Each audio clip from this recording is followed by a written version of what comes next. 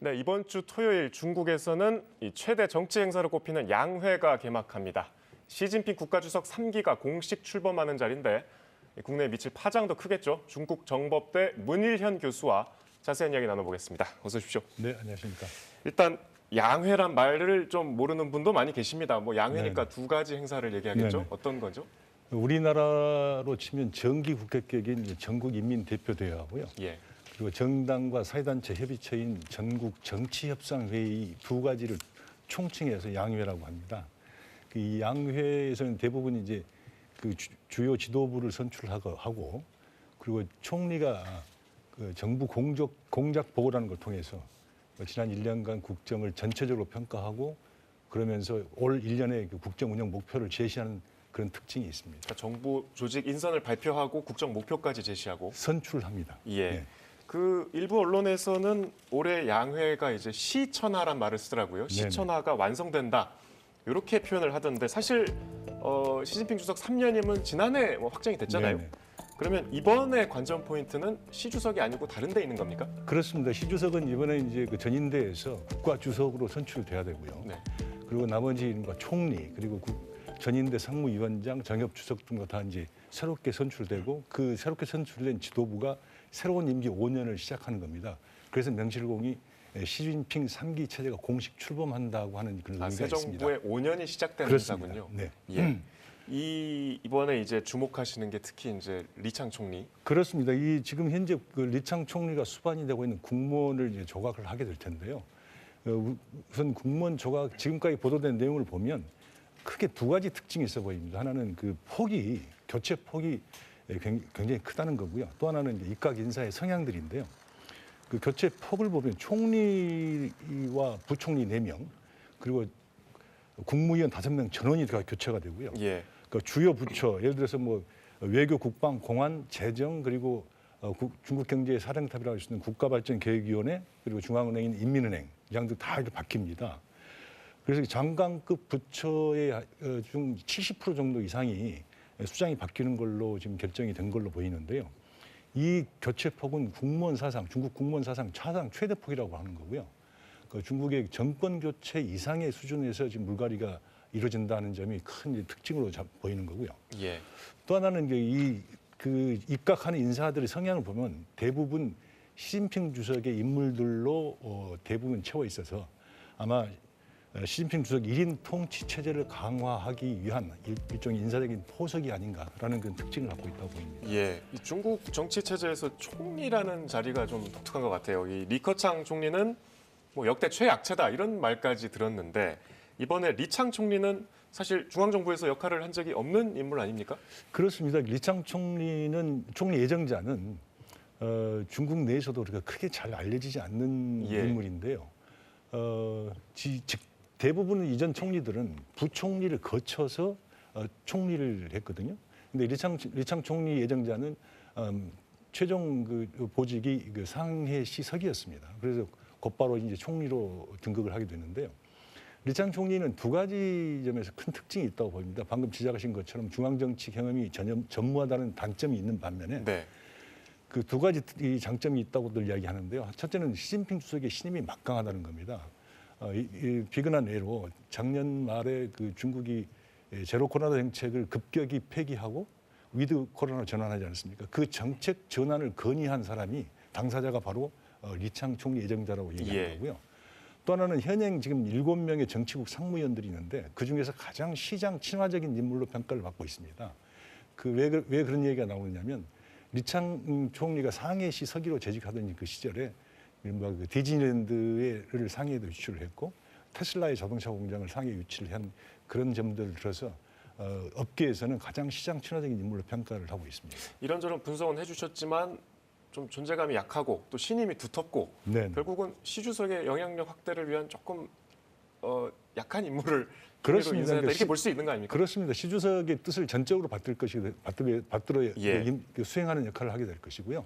과거처럼 총리가 서기나 당 총서기를 시 주석을 견제하는 역할은 아마 기대하기 힘들 것으로 보입니다. 견제하는 역할을 기대하기 힘들다. 네네. 예, 알겠습니다. 경제 얘기 좀 해보죠. 중국의 경제 성장률이 좀 부진해 왔습니다. 3%대에 머물러 왔고 예상보다 지표가 좀 나아지지 않고 있는 상황인데 올해 양회에서 아까 말씀대로 여러 가지 국정 과제와 목표치를 제시할 텐데 이 경제 성장률에 대해서는 어떻게 얘기가 나올까요? 이번에 리커창 총리가 마지막 정부 공작 보고를 하게 될 텐데요. 내년에 올해 경제 성장 목표치를 이제 제시할 것인지 안 할 것인지 아직 확실히 알려지지 않았지만 제시 안 할 수도 있는 겁니까? 안 할 수도 있는 건데요. 지금 현재 분위기로는 발표하는 쪽으로 기울고 있는 것 같고요. 그 5 내지 6% 정도의 내외의 목표치를 제시하지 않겠느냐. 상당히 높게 잡았네요. 그렇습니다. 그래서 이제 그거는 사실 지금 중국이 올해 가장 큰 급선무가 경제 회복이라는 것을 갖다가 대내외 가시를 하고 특히 5 내지 6%라고 하는 거는 코로나가 발생하기 이전에 중국이 제시했던 연간 경제 성장률 목표치가 5 내지 6%입니다. 그래서 중국은 얼마든지 코로나 이전의 상태로 회복할 수 있다는 능력과 자신감을 과시하고 드러내려는 것 아닌가 하는 그 분석들이 많습니다. 예. 외교 문제로 좀 넘어가 보겠습니다. 지난주에 유엔 안보리가 소집이 됐는데 이제 북한 대륙간 탄도미사일 발사 문제를 논의하기 위해서였어요. 근데 이 자리에서 중국과 러시아는 어쨌든 북한 편을 들었단 말입니다. 북한이 이제 앞으로 이를테면 이제 한미 훈련도 예정돼 있기 때문에 이런 도발을 더 빈번하게 할 거다 이런 예측이 지배적인데 계속 그러면 북한 편을 들까요? 지금 현재 미국이 중국을 전방위적으로 압박하고 있는 상황에서 중국이 태도를 바꿔서 자신들의 우방을 비난하고 미국의 편을 드는 것은 현실적으로 기대하기 힘들 것입니다. 예. 그렇게 본다면 중국이 현재 중국이 북한의 도발을 지지하지는 않지만 그렇다고 비난하지도 않는 현재의 기존 어정쩡한 그런 입장을 상당 기간 유지하지 않겠느냐 하는 그런 전망들이 많습니다. 특히 이제 그 다음 달로 예정된 프리덤 실드 한미 연합 훈련이 있지 않습니까? 예. 그 훈련을 하게 되면 북한이 아마 격렬하게 반발을 할 가능성이 많은데요. 그때에도 아마 중국의 입장은 지금과 같지 않겠는가 하는 전망들이 우세하고요. 기본적으로 중국은 어느 국가든 간에 한반도의 정세를 긴장시키고 고조시키는 그런 행위는 반대한다는 원칙적인 입장을 표명을 하면서 그럼에도 불구하고 유엔 안보리 차원에서의 대북 제재는 반대하는 그런 이중적인 어떤 입장을 취하지 않겠는가 좀 그렇게 보입니다. 조금 전에 화면으로 북한 미사일 도발 일지를 보셨습니다만 올해만 벌써 4차례였습니다. 그렇습니다. 네. 중국 전문가시니까 북한의 저런 도발을 중국은 내심 반기지 않는 겁니까? 이게 이제 중국이 안고 있는 북한 딜레마입니다. 예. 그 여러 가지 고민들이 있는데요. 첫 번째는 북한의 이런 도발이 중국의 안보에 결코 유리하지 않고 불리하게 작용한다고 판단을 하고 있는 겁니다. 왜냐하면 북한이 계속 이렇게 도발을 하게 되면 한국, 미국, 일본, 한미일 3국 군사 협력이 더욱더 강화가 되고 그렇게 되면 결국 북한을 넘어서 중국을 견제하는 형태로 계속해서 발전되고 강화되기 때문에 중국 입장에서는 결코 이게 바람직스럽지 않다고 보는 거고요. 또 하나는 북한이 지나치게 도발을 하게 되면 한국과 일본에서 핵무장을 해야 된다는 그런 극단적인 주장을 부추길 우려가 굉장히 있다고 중국은 보고 있습니다. 그래서 금년 초에 윤석열 대통령이 그 전술핵 재배치라든가 아니면 자체 핵무장 개발 같은 거를 검토할 수도 있다는 이야기를 한 거를 중국은 신뢰로 들고 있는데요. 그런 측면이 하나 있고 또 하나는 중북한 관계가 균열을 맞을 수도 있다는 우려를 하고 있는 겁니다. 예. 왜냐하면요. 중국이 사실 핵 문제라든가 미사일 문제에 대해서 북한에 여러 차례 압력을 가했지만 북한이 중국 말을 잘 듣지를 않습니다. 그래서 이번 사태가 또 이렇게 발전한다 그러면 결국은 중국의 대북 영향력이 한계가 있다는 것을 전 세계에 노정시키는 결과가 될 수밖에 없고 그럼에도 불구하고 중국이 북한을 강하게 압박하면 양국 간 관계가 균열을 맞을 수도 있지 않겠느냐 하는 그런 우려들이 나오고 있는 건 사실입니다. 그러니까 지금 같지 않을 거다 이렇게 보시는 거네요? 그렇습니다. 예, 알겠습니다. 일각에서는 또 미국과의 협상 과정에 좀 북한을 전략적으로 활용하는 거다 이렇게도 보더라고요. 근데 이제 저는 개인적으로 미국과 중국 모두 북한 카드를 사용하는 것에는 굉장히 신중하게 접근을 합니다. 예. 왜냐하면 북한 카드를 사용할 수는 있지만 자칫 잘못했다가는 북한에 코가 껴인다고 다들 걱정을 하고 있거든요. 그래서 이제 가급적이면 북한 카드를 손을 활용하지 않으려는 게 양국 모두 다 공통된 특징인데 그럼에도 불구하고 지금 미국이 중국을 전방위적으로 압박하고 있는 상황에서 중국 입장에서는 그 북한 카드를 활용하고 싶은 강한 유혹을 아마 느낄 수도 있을 것입니다. 예. 그 실례로 작년 11월 그 발리 미중 정상회담 직전에 미국과 중국이 미국 워싱턴에서 비밀리 회동을 했는데요. 그 당시 중국이 두 가지 조건을 제시했다고들 보도가 나오고 있습니다. 첫 번째는 대만 문제, 미국이 대만 문제와 그리고 이 대중 수출 규제를 완화해 준다면 중국은 우크라이나 전쟁이라든가 북한 문제에 미국에 협력할 용의가 있다라는 걸 조건을 제시했다고 하는 거거든요. 그렇게 본다면 양측 간의 그 논의될 가능성이 굉장히 많고 특히 무산됐습니다만 토니 블링컨 미 국무장관의 중국 방문이 이루어진다면 미중 간에 분명히 북한 핵 문제에 대해서는 아마 협의가 있을 것으로 저는 예상하고 있습니다. 뭐 미중 정상회담 지난해 발리 회담부터 말씀을 해주셨습니다만 네. 말씀을 들어보면 미중 관계는 더 나빠지진 않겠네요. 저는 그렇게 보고 있습니다. 왜냐하면 그 지난해 발리 정상회담에서 미중 양국 정상들 간의 합의는 경쟁이 충돌로 비화하지 않도록 가드레일을 설치한다는데 합의를 했지 않습니까? 그 이야기는 지금 상황에서 더욱 나빠지는 것은 막아야 한다 하는 그런 공감대가 양측 정상 모두에게 다 있기 때문에 대폭적으로 개선되기는 어렵겠지만 지금보다는 나빠지지 않을 것이라고 저는 생각합니다. 지금보다는 나빠지지 않을 네네. 거다. 우크라이나 전쟁 이슈가 또 있습니다. 이 중국의 역할 계속 강조해 오셨는데 미국이 중국의 어떤 러시아 무기 지원에 대해서는 계속 경고를 하고 있어요. 이 문제 어떻게 보십니까? 이게 이제 중국의 고민이 굉장히 깊어지는 대목인데요. 만일 중국이 러시아에 무기를 판매하면 미중 관계는 물론이고 중국과 유럽 관계도 정면 충돌 국면으로 접어들게 될 것이고요. 그래서 미국과 유럽은 중국이 러시아에 무기를 판매하게 되면 누비콘강을 건너는 격일 것이다라고 최후 통첩성 경고를 하고 있습니다. 최후 통첩성 경고를 잠깐 저희가 준비한 화면 먼저 보고 말씀 이어서 네. 듣겠습니다. We are watching closely. We know they haven't taken it off the table. Beijing will have to make its own decisions about how it proceeds, whether it provides military assistance. But if it goes down that road, it will come at real cost to China. 말씀하신 최후 통첩에 해당되는 네. 내용인 것 같은데 그래서 이제 미국은 지금 그 슬리번 안보보좌관이 이야기를 한 것처럼 미국은 만일 중국이 이 러시아에 무기를 수출하면 수출한 기업은 물론이고 그 수출을 도운 은행까지도 세컨더리 보이콧으로 제재를 하겠다고 공언을 하고 있고 또 유럽도 여기에 동참하겠다는 입장을 분명히 밝히고 있거든요. 이렇게 된다면 그러니까 미국과 유럽의 서방 세계와 중국과 러시아가 둘로 나뉘어서 정면 대결을 하는 국면으로 진입하게 되고 그렇게 된다면 우크라이나 전쟁은 장기화가 불가피할 전망이라고 저는 보고 있습니다. 그렇게 우려를 하고 계시지만 시진핑 주석이 4월에 러시아를 방문하기로 돼 있지 않습니까? 아직 확정되지는 않았습니다. 예. 중국에서는 방문하겠다, 한다, 하지 않는다 하는 얘기를 아직 발표를 하지 않고 있는데요. 아마 양회가 끝난 이후에 4월 내지 5월이 되지 않겠느냐 하는 추측들이 많습니다. 아직은 지켜봐야 된다. 그래서 좀 지켜봐야 될 겁니다. 그러니까 희망적으로 보시는 거죠. 그렇게 되지 않았으면 저는 그렇게 되지 않기를 바랍니다. 예, 알겠습니다. 그러니까 우크라이나 전쟁이 어떤 중국과 러시아 또 미국과 서방 세계 이런 대립으로 격화되기 때문에 더 장기화될 수도 있다 이렇게 우려를 하시고 네. 그렇기 때문에 시진핑 주석의 러시아 방문이 상당히 세계 평화에 좀 부적절한 행보다.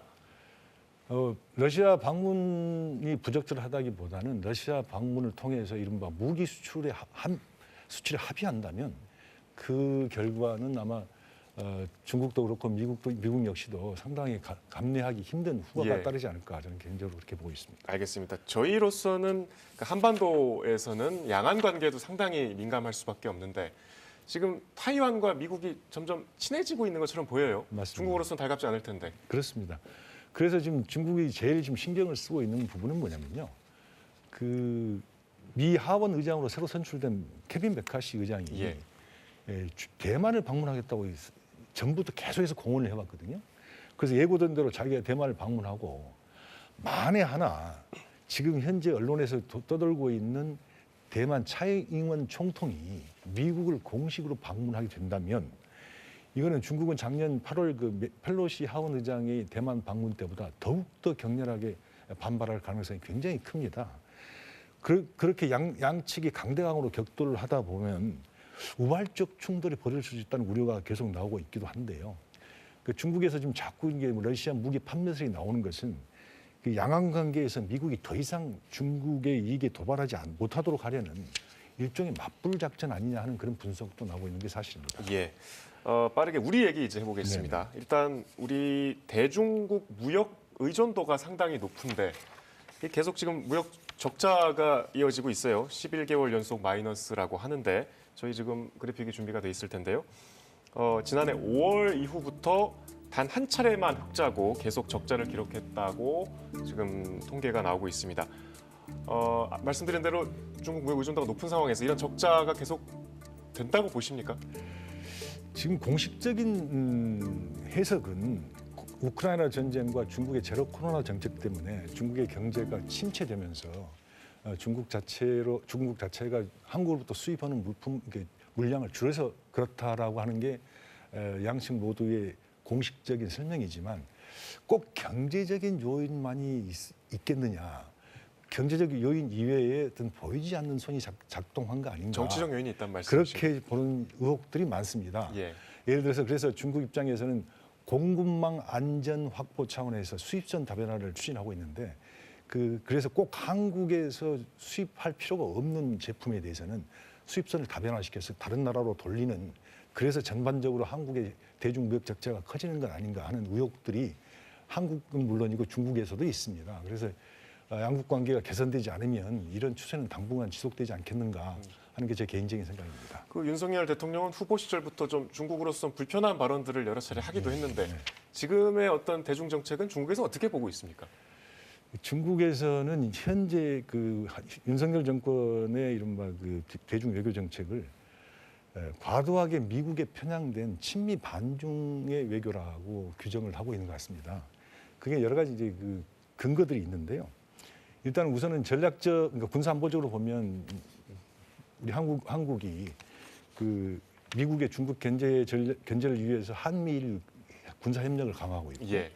그리고 미국의 인도 태평양 전략에 동참을 하고 있고, 나토를 동아시아로 끌어들이는데 한국이 가장 앞장서고 있다는 불만도 있고요. 또 경제적으로는 이게 탈중국인데요.